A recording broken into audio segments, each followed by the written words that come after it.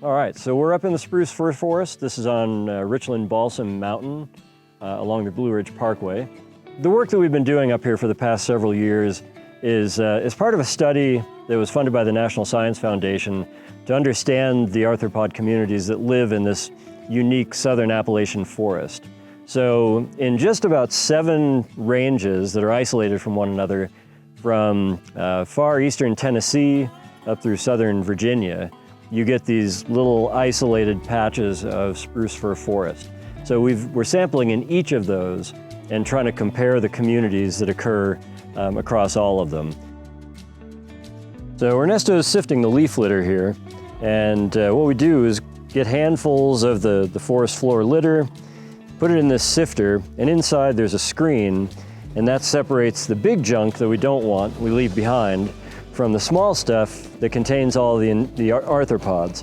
And so we'll bag that, take it back to the lab, and run it through what we call a Berlese funnel that drives the insects out of whatever litter remains and collect them into a little dish. And then we can sort them and identify them, sequence their DNA, and find out what we've got.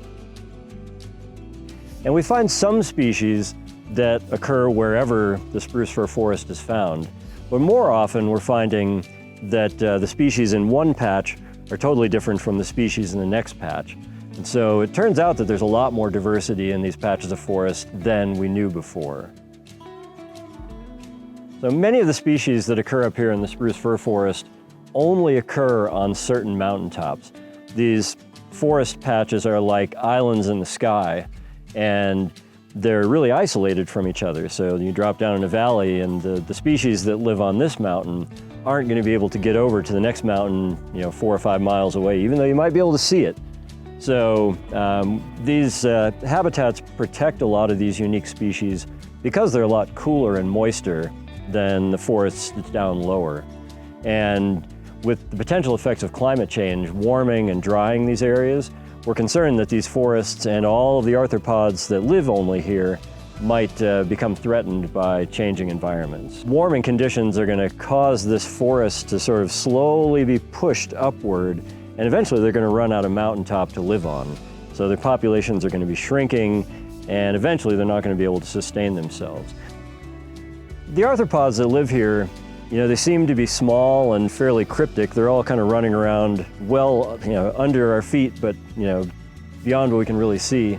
And so, you seem to think, well, they're really maybe not that important. But in fact, they help to sustain the forest.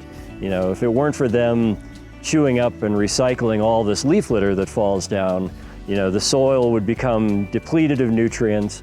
So supporting the trees and the rest of the forest really depends on this whole community of arthropods that keeps it going. But for now, we want to figure out what's here and what relies on the habitat so that we can monitor it going forward and take care of it as issues may arise.